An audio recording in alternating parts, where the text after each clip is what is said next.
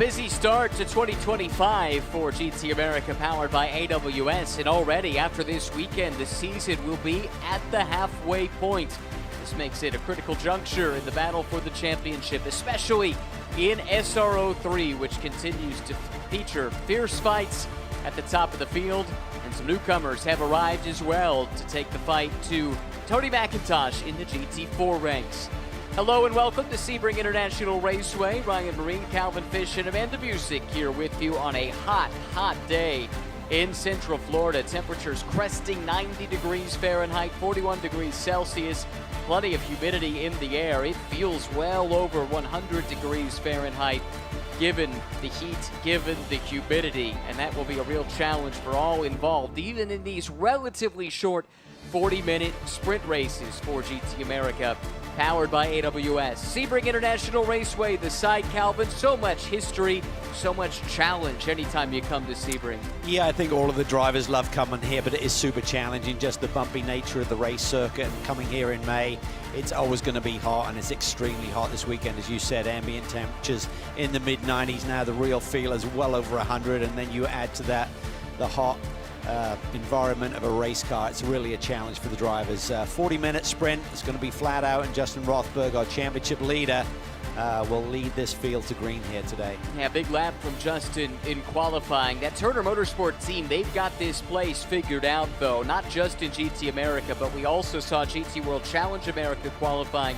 earlier today. Robbie Foley put that car on pole for race 2 tomorrow of GT World Challenge, and said to you, Calvin, this is the best car he's ever driven here at Sebring. Yeah, they tested here for a couple of days. They have great history here, the Turner Motorsports Group does over the decades. So it's one of their favorite circuits. They're always going to be strong. BMWs look to be very competitive here this weekend, but you never know what's going to happen. You got the vet, Memo Gidley, our 2023 champ, there on the front row alongside with the Ski Autosport Audi. So I'm sure he's going to try and teach the youngster a thing or two here this afternoon. That program made its season debut at Circuit of the Americas after missing the first 2 rounds of the season at Sonoma and at Long Beach. But Memo Gidley and company, you know they're going to be on their game to take the fight to Justin Rothberg. How about Mirko Schultes qualifying a strong third? That team had to do an engine change as well ahead of the race here today after discovering an issue with the primary power plant. This is a rebuilt motor that they raced most recently at Indianapolis at the tail end of last year. Good to have Mirko back after he sat out the last round. Yeah, and he always races well, so it's a really strong qualifying performance. But Rothberg and Gidley, I mean, their laps in qualifying were separated by just 0.02 of a second, so they seem very evenly matched. Gidley's got great experience, but Justin Rothberg, what a performance he's put in over the last couple of years, just learning the ropes of this level of racing. Seems very poised. He seems to really embrace the pressure, and I think he's going to feel it here this afternoon. Ross Schwest and Kyle Washington completing the lineup in SRO 3. In GT4, Tony McIntosh is back, but he'll have some new sparring partners with Mike Fitzpatrick and 89X Motorsports joining the fun here this weekend, and Farhan Siddiqui making his first appearance in the championship this year as well with that Fast MD Racing with Rimstar operation. We've seen Max Hewitt go head-to-head with Tony McIntosh quite a bit over the course of this season. Max, though, electing to move on to Pirelli GT4 America, that 2-driver lineup where they look extremely strong, that Vanderstur Racing team. So that leaves it with some unknowns, I think it's safe to say, in the GT4 ranks. Who can take the fight to Tony McIntosh? Yeah, I think when you look at the championship, he came in a tie with Max Hewitt coming into this round of the season. They didn't run at Long Beach, but they've had a pair of wins and a pair of runner-up finishes. So he doesn't have that competitor here this weekend. So championship-wise, he's looking in great shape. Certainly is. We'll be keeping an eye on him throughout the course of the day. A look at the starting grid on the row of pole position. It is Justin Rothberg, second-year driver, alongside the veteran Memo Gidley for Ski Autosports. Then in the second row, that gorgeous Callaway Corvette, and Mirko Schultes back on the grid, starting in third next to the newer offering from GM, the new C8-based Chevy Corvette of Ross Schwest.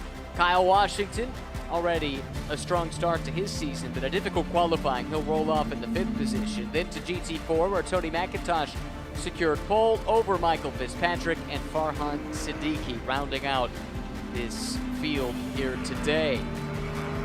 Great mix of machinery. You do have the multi-class aspect of it as well with the GT3-based SRO3 class, and then the GT4 machines in the class that bears that name. Long lap, though, so we really shouldn't see the classes interact with each other too much, even if it does go green the full 40 minutes. Yes, it's probably unlikely that we'll see any lapping going on with the GT4 cars. And as you say, it's a 3 3/4 mile track, 17 turns, respect the bumps, has always been the moniker that has been given over the years. You certainly have to do that. About 2.9 miles of this circuit is concrete, about 0.9 of it is asphalt. But it's super challenging, but it's got great rhythm, great overtaking opportunities, good places to go side by side, try different lines, try and just figure out a solution to where the grip is. Certainly, I think, as we get to the halfway point in this race, tire degradation, and you'll see a little bit of a fall off in terms of performance just naturally from the heat and the conditions here this weekend. So you got to manage that a little bit. It's only 40 minutes, but I still think that time management could be a key to victory today. For drivers like Rothberg and Schwest and Washington that are using this as a tune-up for GT World Challenge, or even Tony McIntosh, who will be racing in Pirelli GT4 America, how important is it to get a sense of these conditions, especially over an entire race or an entire stint duration? I think it's super important because essentially a 40-minute race here sort of mimics what they'll do in the race here for GT World Challenge America. It's a 50-minute maximum stint time. So one race, you know, most of the races you're going to put your pro in. So this is about the amount of time they'll spend in their race car for the other two events that they're running here this weekend. Lights off on the safety car. We get ready to go for the first of two races here this weekend. Turner Motorsport BMW Car 29, Justin Rothberg, the Rover Pole Award winner. He'll lead the field to green with Memo Gidley alongside. Then in the second row, it is the Callaway Corvette of Mirko Schultes and Ross Schwest in the Schwest Povolato Racing entry, the new C8 Chevy Corvette with Kyle Washington starting 5th overall. We enter the VP acceleration zone, and there's the green flag. Rothberg waited a long time to hit the loud pedal, and that's allowed Gidley to stay with him in this drag race down into turn 1. Schultes able to jump into that 3rd spot. Here comes Washington, bold move around the outside of Schwest as he looks to grab 4th spot away in turn 1, and now Gidley immediately on the attack. He moves to the inside of Rothberg. Lost the front end there a little bit, had a little wiggle, had to open up the brake pedal a little bit and almost got in the side of Rothberg. It gives him the room to breathe. That was tight there. Gidley thought it might be imperative to go early. He grabs that top spot away on relatively cold tires here. Hard to say that anything's cold with the temperatures we're experiencing here in Central Florida, but Gidley very aggressive from the get-go, and he grabs the top spot away. I loved how Rothberg managed when they came down the front straightaway. He had the position right in the middle of the road. Normally you see them more drivers left, and I think that really compromised Gidley's ability to attack down into turn 1, but he certainly made it stick down into turn 3. He wants the clean air on the front end of this Audi. He knew he had to try and make a move early, and he's made it. Mike Fitzpatrick has taken the lead in GT4 as well. Got around Tony McIntosh there at the start, so really good debut in the championship for the Ellicott City, Maryland native, leading in class. But leading overall, it is Memo Gidley in the Audi. Then it's Rothberg, Schultes, Washington, Schwest, and here's the GT4 field with the race leader Fitzpatrick ahead of the points leader McIntosh. Yeah, great start there by Fitzpatrick there to get around our pole sitter in GT4. Let's see if he can hang on to it as they start to get into a rhythm. Turn 16, you run a little bit wider through that left-hander to set up for the entry on this back straightaway. Washington there seems to be dropping back a little bit away from Schultes. He's very much in the championship picture, comes into this round just 9 points behind our leader, Rothberg, on the back of a couple of wins and 3 runner-up finishes so far this year from the 6 events we've held. Yeah, it has been a strong start to the year for Kyle Washington, both here in GT America as well as the GT World Challenge America side, where he's partnered with Tom Sargent. But you're right, he was looking very aggressive on that first lap, but now has dropped off the pace and into the clutches of Ross Schwest. Yeah, Mirko's having a really good run here. Certainly Gidley and Rothberg have taken off a little bit here over the first lap and a half, but nonetheless, Mirko's gapped Washington, and I thought Washington would be on the attack and be able to put some pressure on that Callaway Corvette. So far, that's not happening. That certainly is his nature. He is a hard charger by disposition, Kyle Washington. We saw that on display, taking the 4th position with the bold move there on lap number 1, but now has to dig deep to find the pace to run down that Callaway Corvette of Schultes. It's got a great rumble to it, based on the C7 Corvette, of course. A lot of success racing in Europe at championships like GT Masters, ADAC GT Masters. Seen it in limited amounts of competition here stateside. Over the last few years, it's really been up to Mirko Schultes to wave the flag. He has a lot of time here at Sebring, ran the 12-hour number of times, and it's his home track, essentially. He lives over on the other coast, there by St. Petersburg, so I'm sure he's got family and friends here watching him this weekend. Gives you a little bit more inspiration to do well. Undoubtedly. Always nice to have that extra motivation. Look here at the New Orleans, Louisiana native, Roche West. He and Kyle Washington, sparring partners in this series over the years, primarily at the GT4 level, but now graduating up to SRO 3. They find each other on track once again. Fitzpatrick continues to lead in GT4 for 89X Motorsport, a team that he owns. Doing a really good job, having taken the top spot on the first lap, Amanda. Yeah, in his very first race with SRO, he told me that they just opened a shop about a half a mile away from here. So Sebring will be a home track for 89X Motorsports, as well as their one in Maryland. They count VIR as a home track as well. Michael, as you said, is the owner of that team. Plans to race here in Sebring, as we see, and at VIR as well. But said he has 4 other Aston Martins that he's hoping to maybe add to the grid with some customers at 89X Motorsports. But the restart starts this weekend as him as owner and driver, and said he's had a great time so far in the paddock. It's great to hear. He's run a partial IMSA GT4 season this year. He's also campaigned this Aston Martin Vantage in Trans Am this year. They've got a class for GT4 cars, and he's been busy doing that. Former AMA superbike racer and builder, so experience on 2 wheels, but recently transitioning to 4. Well, it's good to hear that he's got some other race cars he'd love to campaign, and certainly the performance he's putting in is a great business card and calling card for anyone who's thinking about entering this championship. Team seems to turn out a good, fast race car. No Settling question. in here a little bit, Rothberger's maintaining station with Gidley.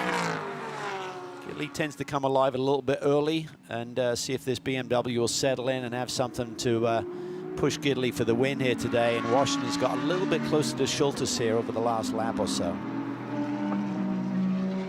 Wasn't surprised to see Gidley with such strong pace. They've been reasonably quick this weekend. Just turned in the fastest lap of the race a little while ago at a 2:03.5, but had seemed like they were chasing primarily Rothberg in the build-up to today's race. Let's get an update, though, on that team with Amanda.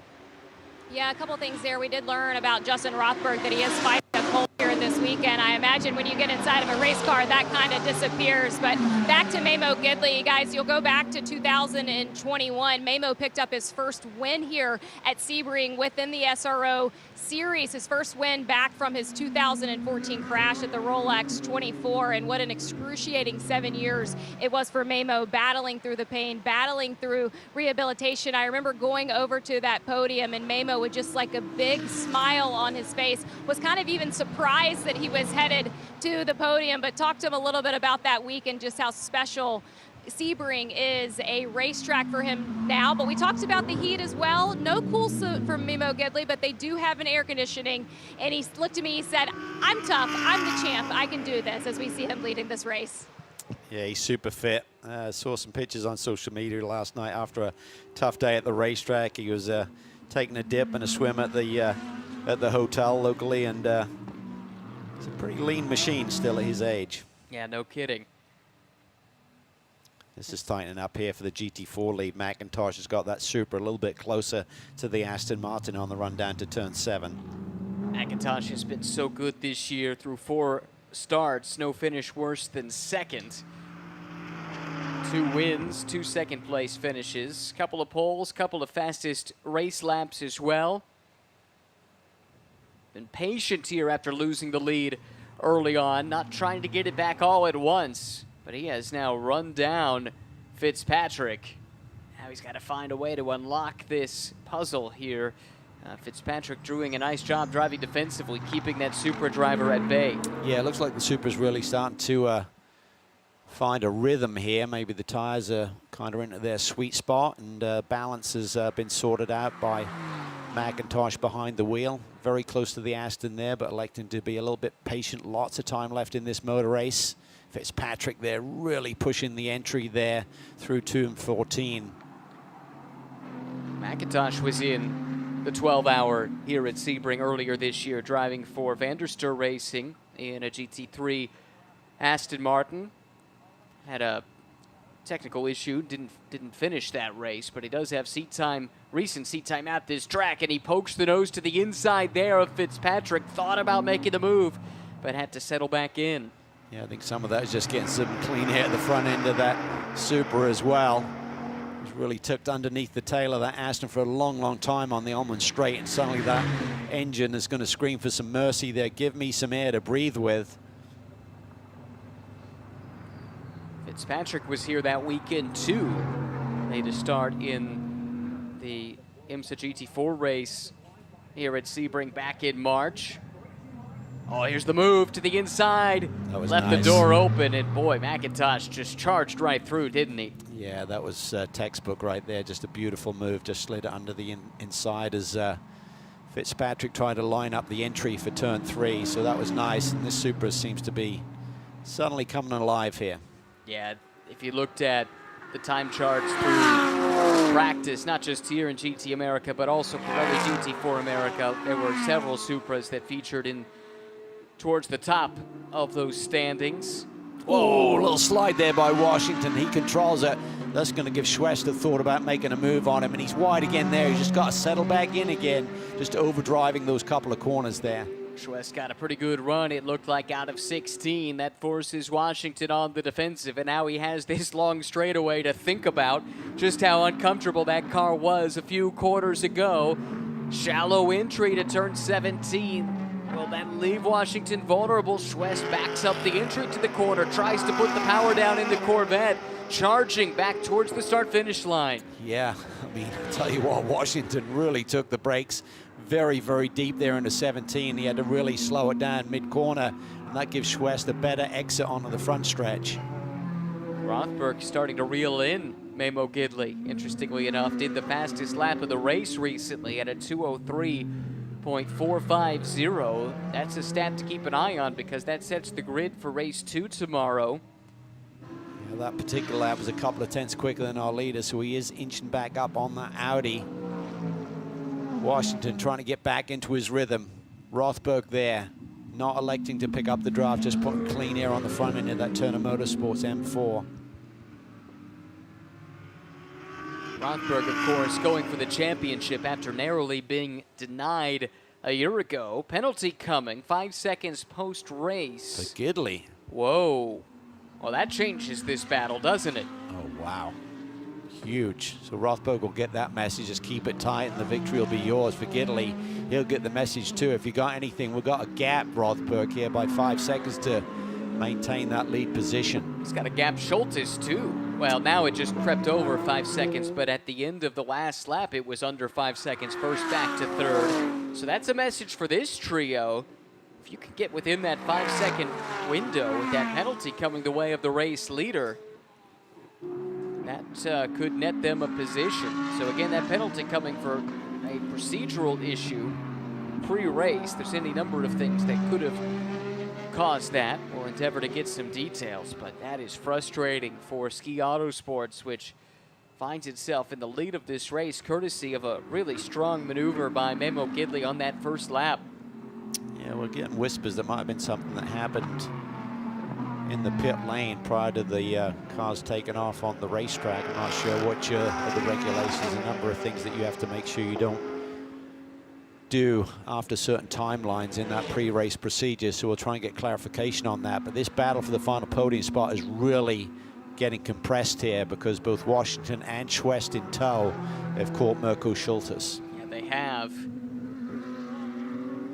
Interesting. Certain parts of the track, it does seem that Callaway Corvette has the legs. Then you see the Porsche and the new Corvette starting to close in other parts of the racetrack. There are different platforms here. You've got the front-engined C7 Corvette, the rear engine in the 911, and that more or less mid-engined C8 Corvette. So even though it's two Corvettes and a Porsche, three different configurations. Yeah, and up front, Gidley continuing to hold station, but he's got a gap. Rothberg by bundling, and I'm not sure he's got that sort of pace in hand. Still 26 minutes to go plus in this race. Gidley will have certainly got the message. We've got a 5-second penalty. Head down, focus forward, gap that BMW behind, and Rothberg will have a similar message. Hang on to him. Let's learn more about the 5-second post-race penalty that's coming the way of Ski Autosports with Amanda. Yeah, and they're taking a look at everything they can right now. You'll have a view on Phil Creighton. He was telling me that they dived into the car less than that 5 minutes. It was about a minute to go, trying to check if something was wrong. Unfortunately, there wasn't an issue that they thought was something, so it was kind of a mistake on that team. But talking to Phil, they're fighting tire drag here this weekend, so I'm not sure what opportunities there are for Memo Gidley to make up that on the track. I'll have you guys assess that, but also missing Rosella this weekend. She is working the Ferrari Challenge race in Miami.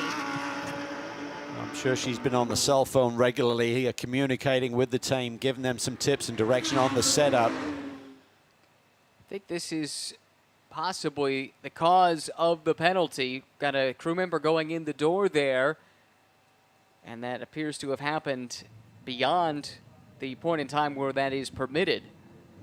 Yeah, so Gidley must have been on the radio and just saying, guys, check this, or something's not operating correctly, and that's outside of the parameters that you're allowed in terms of when you can last touch the race car. So he's got his head down.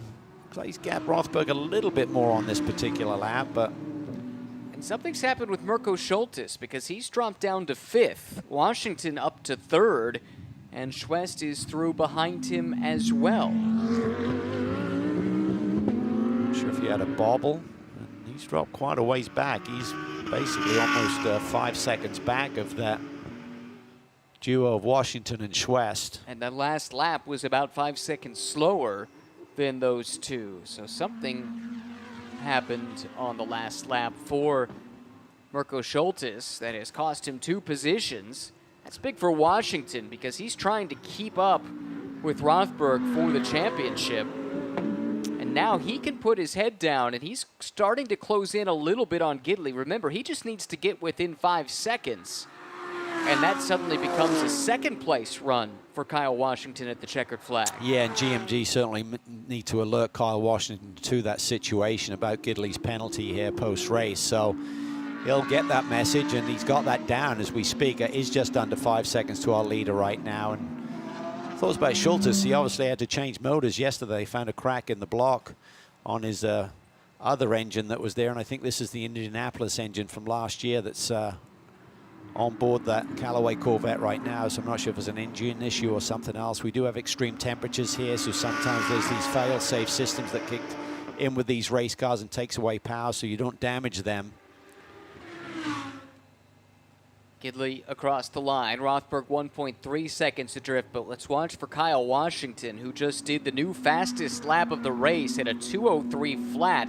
He's 0.8 of a second faster than the race leader, Memo Gidley. That's huge for tomorrow as well. That will give him pole for tomorrow's event, so that's the good news for Washington. So I'm sure James Safronis and Tom Sargent are on the horn, giving him some inspiration here. Keep your head down. You just got to keep driving. If you can find another second to our lead, or actually just a few tenths, that's going to give you those valuable championship points at the end of the day. And Schwest did his best lap of the race as well, a 2:03.6.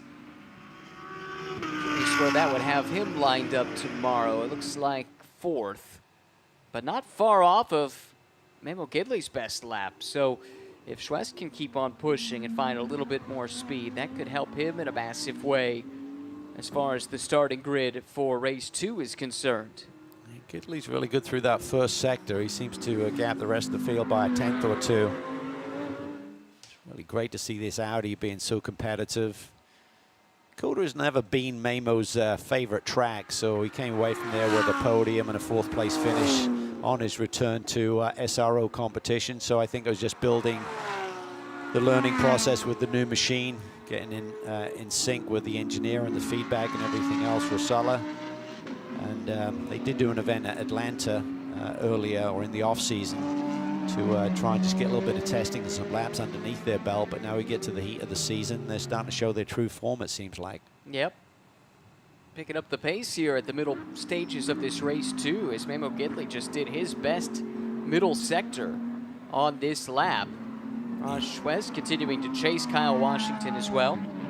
Yeah, Rothberg's got to respond here. He's got to get the message as this battle in GT4 is not going anywhere. Fitzpatrick is hanging tough here with McIntosh. But yeah, Rothberg needs to get the message. Listen, don't just relax here. Keep forcing it, even if you're not feeling 100% here today physically with the cold that he's got, as Amanda reported on. He's got to dig deep here. It's a big swing from 1st to 2nd place points. It's an 8-point swing, and that is massive. Yeah, 25 points for the win. And it's 18 points for 2nd. It's the biggest gap between positions anywhere in this point structure, so that is crucial. Also crucial, the fact that Gidley, by picking up the pace, has built his gap over Washington up over 6 seconds, so he would finish 2nd as they run. Washington now has to find another 2nd and change to get back within striking distance of trying to make that a 2nd place result. Yeah, so there's a bad news, good news perspective for Rothberg on Gidley's pace. Right. The bad news is he's getting further away from me. I just need to keep within that 5 seconds. The good news is he's gapping Washington by more than that. So it could be a 10-point swing if Rothberg does get the victory with a 5-second penalty and Washington ends up finishing P3 in the championship. Yeah, you're right. This is, oddly enough, the best case scenario right. for Rothberg here to finish 2nd on the road, but within that 5-second margin. And with Washington outside of that 5-second margin, so he still ends up in 3rd. Really interesting. Let's hear more about Justin Rothberg now. Amanda has this update. Yeah, and talking to Will Turner, it does seem by design that we see Justin Rothberg a little bit reserved at the moment. Robbie Foley telling Justin to conserve his tires. They're afraid that Memo Gidley might be doing the same thing, so if he pushes at the end, they want to put their driver in contention to be able to push along with Memo. That's pretty smart, long as you got a driver as consistent as Justin Rothberg as you can probably do that. It's not like you're going to suddenly have a couple of horrible laps and get outside that 5-second margin. And who knows, we don't typically see a lot of yellows in GT America competition, but if we should, and you have a bit of a reset, you certainly want to have some tires that are a little bit better than the others if you do get a sprint to the finish. Past the halfway mark, 19 minutes to go. Schultes continues to soldier on, whatever cost him. Oh, does he have some grass maybe in that grill? Is that what it looks like to you? Or no, that just says Callaway. Never mind. Apologies there. So the mystery remains unsolved, at least for now. Maybe Amanda can tell us more. Yeah, I was able to talk to the team just a little bit. They were getting reports from Mirko. He wasn't sure if he got hit from behind or if there was just some arrow that caused him to go off track, but was just a little off pace. Now back up to speed with that Corvette. Well, they must have been close to him. He thought he got hit. So I think Washington and Schwest had certainly started to put the pressure on Mirko, and he had a bit of a bobble and must have had a moment and gone off.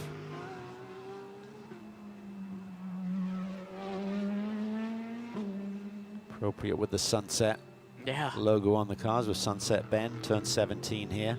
That's true. That's a new soft drink from the folks at Polliner that are the sponsors here for Mirko Schultes, company better known probably for its beer, but branching out into the soft drink world. That's the leader, Gidley. They're coming through some traffic here. It's a small GT4 field, admittedly, but They did have to get around Farhan Siddiqui and have done so. Washington's had a pretty good run through this little exchange here. It seems to me like Washington is a lot closer to Rothberg. So we talk about managing this race. I mean, Rothberg can't manage his pace too much and allow Kyle to get to him because they're the two championship leaders. And forget the 5-second penalty on Gidley. The first and foremost is Rothberg's got to beat Washington. And look here at Farhan Siddiqui making his season debut. We'll see this car and driver in Pirelli GT4 America as well later on today, where he's teamed up with Jagger Jones, grandson of the late great Parnelli Jones, 1963 Indianapolis 500 winner. His dad is P.J. Jones, excellent driver himself. A lot of success with Toyota back in the previous GTP era. Yeah, those Gurney All-American Racer Toyota Eagles were something else, weren't they? Actually did a race as a teammate to P.J. at Detroit in ARS as it was then, Indy Lights back in 1989. Now Indy Next. We've gone through a few name changes, haven't we? But yeah, for PIG Racing, fun little team out of California. It's a great racing family. Great to have Jagger here. Made it up as far as Indy Next, what was once Indy Lights and ARS and any number of other names, actually. It's gone through a few. It has had some success in sports car racing, primarily prototypes, small prototypes like LMP3. But I imagine he's going to be awfully quick in a GT4 Audi. The GT3 Audi leads the way. Gidley, Rothberg, Washington right now is inside that 5-second window that he needs to stay within, but only by 1/10 of a second. It was 1,000th of a second until the last microsector. Yeah, and I think Rothberg has got the message from his team, like, don't relax too much and maybe a chance to increase your pace a little bit. And he's done it immediately with 2 green sectors, meaning his personal best in Sector 1 and Sector 2 on this lap. Yeah, that traffic cost Rothberg some time. Washington was able to take advantage of it, it seems like, and that has helped him get closer to Gidley. The other thing is they may be giving him the fastest lap scenario what Washington has got right now at 2:02.8. So let's see what Rothberg comes across the line at this time. It's a good point. He has personal best sectors 1 and 2, crosses the line, and what was that lap? Last one was a 2:03.6, his best a 2:03.4. Yeah, Gidley just laid down the fastest third sector of the day, a really fast lap there. So he gaps Rothberg by another 3/10 on that lap, with Rothberg laying down his fastest of the day, first and second sector. So Gidley is on it. He is he is pretty determined here. He doesn't want to give up this win. No, but needs to push because, again, he does have that 5-second post-race penalty for a pre-race procedural infraction coming his way, so he needs to get away if he can, and he's pushing. Sector 1, personal best for Memo Gidley. Yeah, another couple of tenths, quarter of a second basically here on Rothberg. So at this sort of pace and 14 minutes to go, he does have time, Memo Gidley does, with the pace that he's showing. The team talked about worrying about tire degradation later in the going. So far, so good. But obviously, the last 10 minutes will be crucial here. Finishes of 3rd and 4th in his 2 starts this year. Again, this program only started at Circuit of the Americas. Ski Auto Sports, the team champions last year with Johnny O'Connell, of course, as the driver. By a single point over Rothberg. Great little team out of the Atlanta, Georgia area. It's a big lap for Gidley. I think he's about half a second at least up on Rothberg on this one lap alone so far. So Rothberg's got to start digging. Yes, he does. 3.888 seconds. The gap between first and second.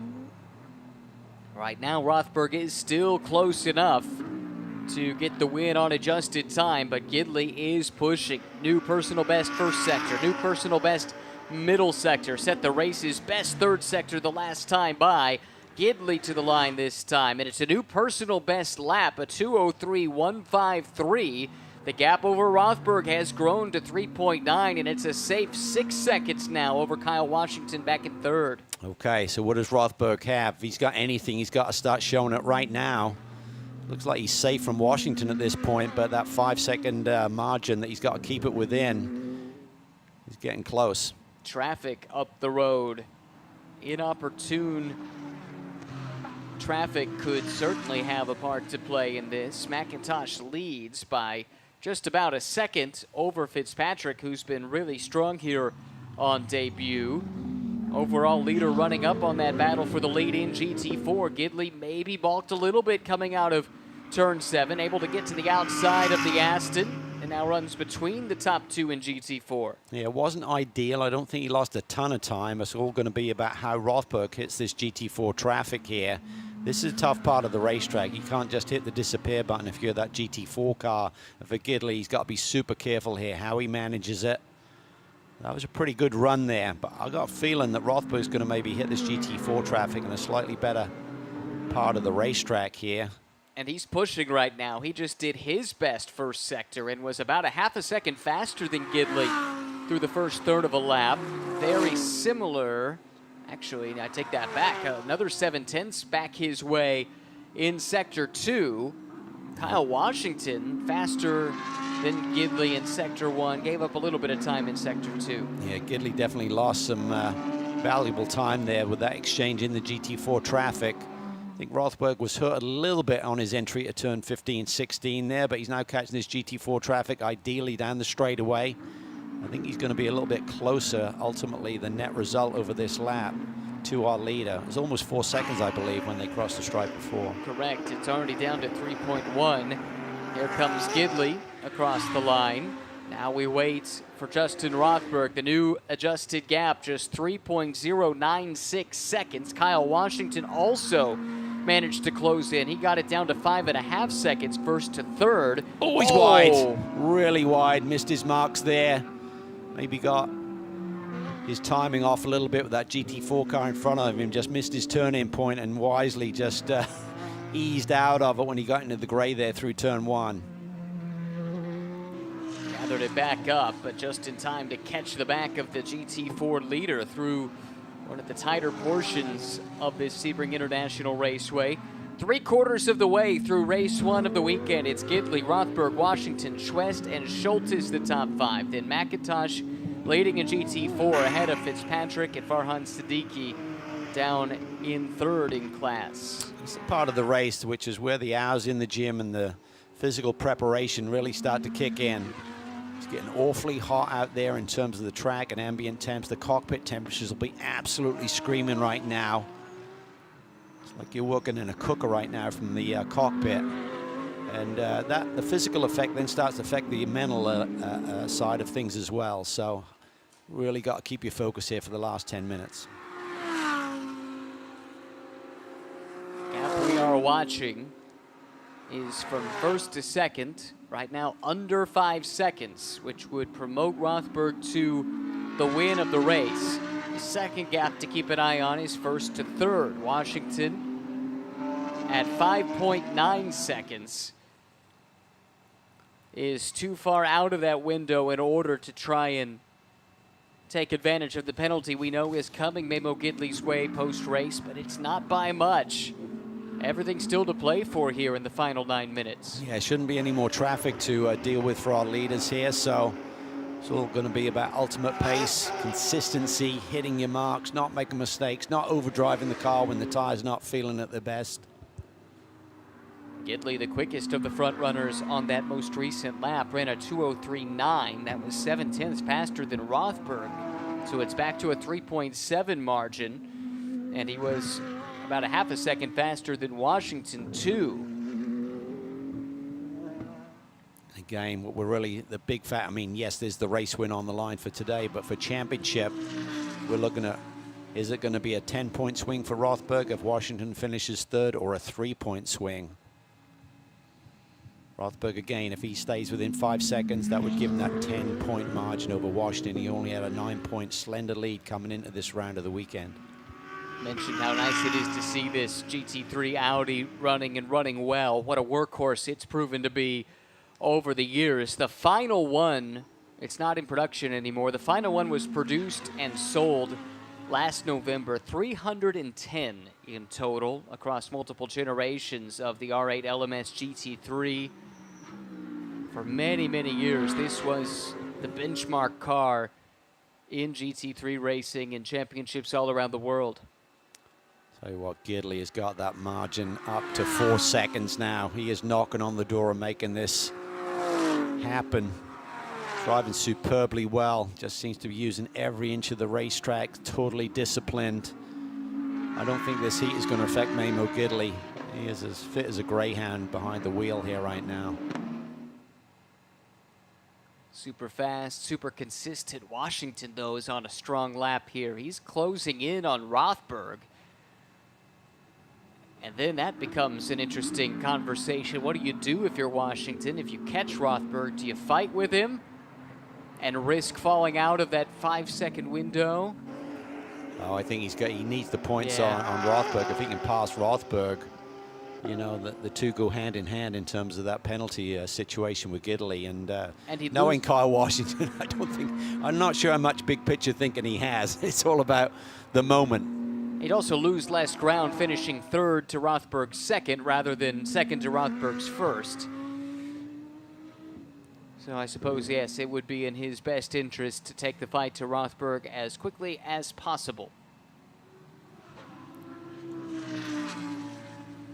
Fitzpatrick and McIntosh continues to be very compelling. Just a half a second between the two of them. Yeah, we thought McIntosh would have it all his own way here today, but that has not been the case. How often have we seen that in championships where you think, oh, well, their main competitor is gone. They're going to have a cakewalk here today. There's always someone who seems to step up and spoil that party. Yeah, Fitzpatrick, since being passed, remember, he grabbed the lead right at the start. McIntosh tracked him down and got by. And Fitzpatrick has been able to hang with that Supra ever since. Gap got up as high as about 1.5 seconds, and now it's back down to 0.5 seconds again. Meanwhile, Gidley, crucially, has extended his lead over Rothberg up and over 5 seconds. So as they run, even on the adjusted time, Gidley would have the lead, but a yellow would wipe that all away, and we've got a spin for Ross Schwest. There goes Schultes through. Can he get this car refired? There go the leaders in GT4. He did momentarily. He's not high-sided there. You can see get the bite. But these cars with their launch systems are very tricky in these scenarios. The clutch systems, they're either ignited or they're not. It's hard to get in sort of like that slipping range and just easing out of a moment like that. Well, Memo Gidley can send Ross Schwest a thank you card after this one, because by virtue of getting going once again and avoiding a yellow, that means that Gidley's gap at 5.3 seconds is intact, and that would be enough for him to hang on for the win. 5.3, the gap from first to second. Washington closing in just a little bit on Rothberg that last time by. Yeah, and we talked about Gidley potentially losing the tires throughout the course of this race. His last lap was only 7/10 off his best of the day, so the consistency has been there. So whatever they were concerned about, maybe they made a subtle adjustment, and Maimo's just driven the car, managing the tires extremely well. And just what a performance to get that message must have been devastating. Like, I've done everything right in terms of attacking on the opening lap, getting the track position, managing Rothberg. And there's like, oh no, 5 seconds. How do I make that happen? Well, he's just embraced it and just taken off that lap in traffic that cost him about 1 second, but he's in position right now. Still a little bit to go. See what Rothberg can do. But it's a tightrope he's walking, right? One little bobble, you lose 0.5 second. Next thing you know, you've lost the lead of the race effectively with that penalty coming. Still able to edge out a slight margin over Justin Rothberg that time. He's 0.5 second to the good. Just see the flow that he's got. Just seems to be totally in tune with the race car here. Just his lines, and doesn't look awkward at all. It just looks to be flowing beautifully.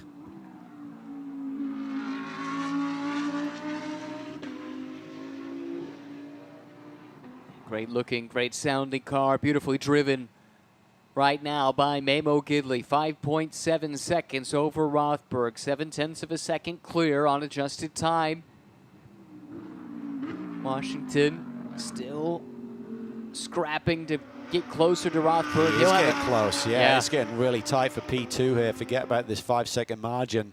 Gidley's going to be almost 7 seconds ahead ahead here, but look right behind. Washington has caught Rothberg effectively. Yeah, you can see it in the background there. There goes Gidley through, the leader of the race. Rothberg will look out the mirror and see, larger than it's been all race long, the e-Boost Porsche of Kyle Washington, who has run him down.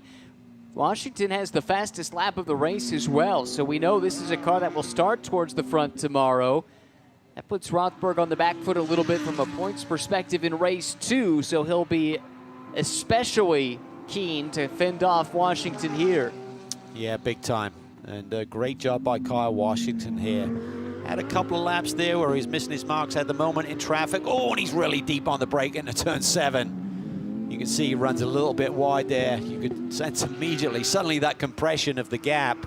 I thought, is he going to woe it down? He did, but runs a little bit wide. Probably cost him ultimately the net result through that corner.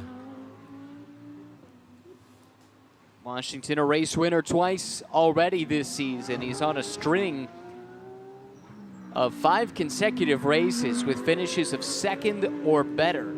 The only race this year that he has not finished in the top 2 was the season opener at Sonoma. A little bit of traffic to contend with. That's Farhan Siddiqui, who lets the leaders play through.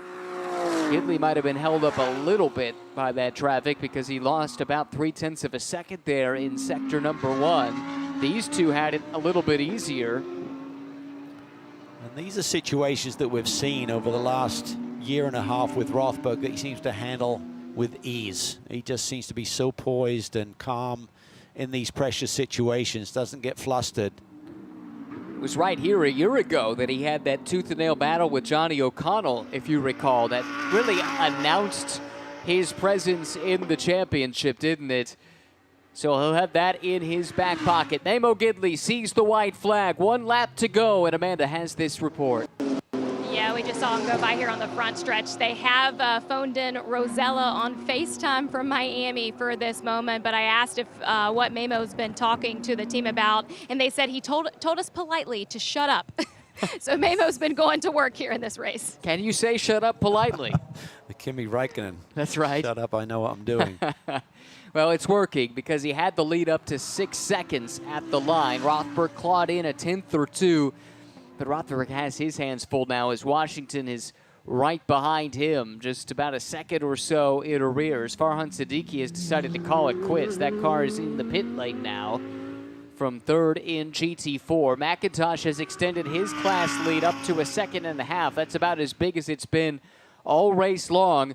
But right now what we're monitoring is the race leader, Memo Gidley, who has a 5-second post-race penalty looming. Right now, he's 0.8 of a second to the good over Justin Rothberg, but 1 little bobble, and that can disappear entirely. Yeah, he can't relax. He lost a couple of tenths to Rothberg in that first sector of this lap, so doesn't have much margin to work with. He's just got to stay focused. He says he'll leave me alone, but he's got to be left alone and get his job done as well.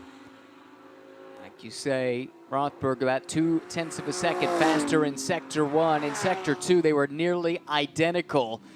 Rothberg needs to find 0.8 of a second in just about a third of a lap.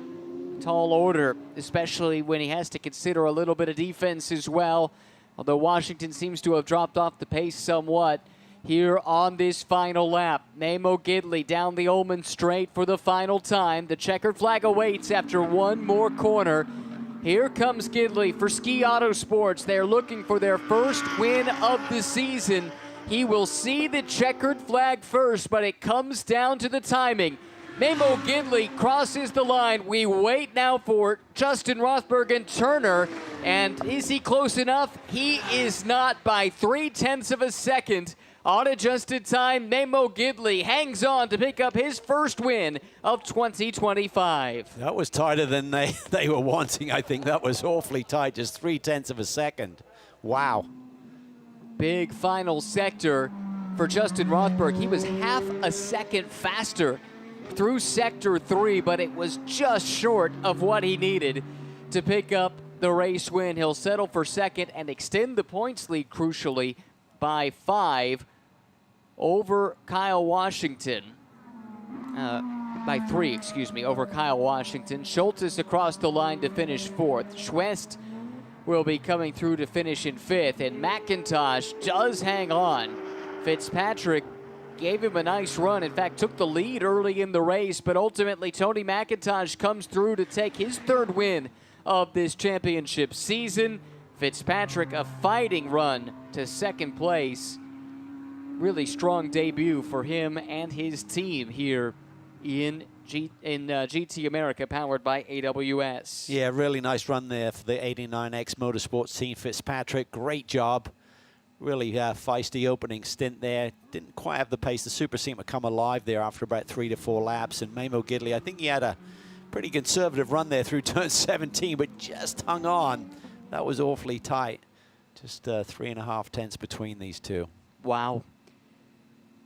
Well, exciting stuff. I know with Gidley joining the season late, with 4 races already completed, hopes of a championship were probably slim to begin with, but it's a nice jump start for Mamo and that team, and nice for him to deliver a win for that team too. After being rivals a couple of years ago, now they find themselves as teammates. Ski Autosports just racking up the wins here over the last few years. As you see, Gidley by just 0.3 of a second after that penalty was factored in. He had enough pace to pull the gap and secure the victory. Rothberg, Washington, Schultes, Schwest, the top 5 in SRO 3. Then McIntosh and Fitzpatrick. Good battle between those two in GT4. Farhan Siddiqui dropping out late in the running, but he'll be back for another go tomorrow. Let the battle resume. Yeah. Washington's going to have that pole position. You know he's going to want to make it stick, try and eat back into that points margin, which you said is spread up to 12 points now. 3-point advantage for Rothberg today in the points. And it was awfully tight there. If he could have found a little bit more on that last lap, or if Gidley wasn't doing such an amazing job out front, that could have been a 10-point swing today, but he'll take it. But great to see Ski Autosports back into their rhythm. Gidley's liking this Audi, and I think they're going to be a factor all season long. No question about it. That's what you expect when you put that driver and team together. They've been race winners independent of one another, champions independent of one another, now united. That is a force to be reckoned with. And Tony McIntosh as well. JTR Motorsports engineering the team. Good little team out of Indiana. Stepping into GT4 racing here in recent years and looking like they are more than ready for the challenge at hand. Here come the podium cars to Parc Fermé. Mamo Gidley, first win of the season. Welcome back to the championship. It was tough seeing him on the sidelines last year, but great to have him not just back on the grid, but back where he belongs, winning here at Sebring. Yeah, it's a wonderful story. Just the grit and determination that Mamo has, the passion that he has for racing. Much like Johnny O'Connell, who drove this car to a championship last year. I think they're both in the same vein. Just stunning careers, and in the later stages of their career have found a great home with this championship. And the AM category, every driver in this field has to be bronze rated, which a number of the more established drivers who have great history behind them, once you get to a certain age, you get downgraded to that bronze status. And this is the perfect place for them to come and finish off their careers in their final seasons. He'll be pumped about this one. And a good benchmark, too, for the up-and-comers like Rothberg, like Washington, like Schwest, that are trying to take steps in their careers to get to measure yourself against established names, established stars like Mamo Gidley. That's a big deal as he goes to celebrate with the team.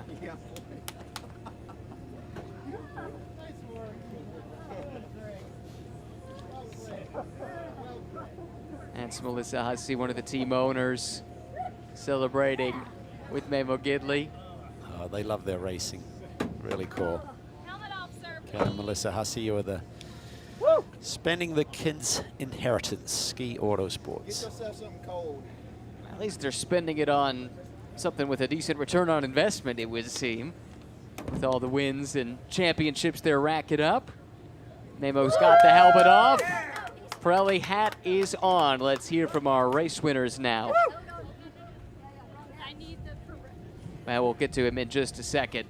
There's some things that had to be taken care of first. He's going over to exchange a few words with Justin Rothberg and anyone else who's there to care to make a congratulation. Now we have a chance to hear from our Pirelli Shod race winner. Yes, now it's official. We have the winner hat up there. And Memo, so excited. I know Melissa gave you a big hug to you and said you worked your butt off for that one. I went over and talked to your team, and they told me that you politely told them to shut up as you went to work. Who are you when faced with a challenge? Well, you know, we had a great start, and that was awesome. Went around the outside and inside. And Justin's great to race with because he left me room. And then I found out we had a 5-second penalty about halfway through, and we had a couple seconds lead at that point. So I knew we needed to just keep pushing, and we just had enough. It was like 0.6 of a second. The Ski Autosports guys did a great job, and the car was fantastic. It feels great. This is the dream right here. Congratulations, Memo. Thank you, everybody. Congratulations indeed. Great to see him back. Race win. Let's see what it means to him with that big smile on his face. And now I think a chance, well, very soon, I believe, to hear from Tony McIntosh. Picks up another win. Starting to rack those up here this year in GT America, powered by AWS. And yes, a chance now to hear from Tony McIntosh in Victory Lane.